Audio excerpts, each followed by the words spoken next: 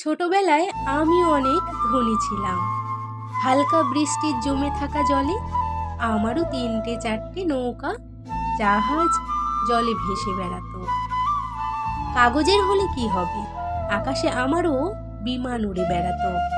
ছোটখাটো দূরত্বগুলো কাগজের প্লেনেই যাত্রা করতাম। প্রাসাদ অট্টালিকা আমিও বানিয়েছিলাম। হয়তো সেগুলো মাটি বা পাটকাঠি দিয়ে তৈরি ছিল, কিন্তু একেবারেই নিজের ছিল। ব্যবসা আমারও ছিল। নারকেলের মালা দিয়ে দাড়িপাল্লা বানিয়ে কাটায় কাটায় জিনিস কেনা বেচা করতাম।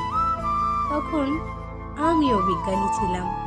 ফেলে দেওয়া পুরনো ইঞ্জেকশনের সিরিঞ্জে জল ভরে বিভিন্ন গাছের শাখা প্রশাখায় ইঞ্জেকশন দিয়ে পরীক্ষা নিরীক্ষা করতাম। এখন আর কোথায় পাবো সেই বড়লোকি চাল? শৈশবটাকে বড্ড বেহিসেবি খরচা করে ফেলেছিলাম।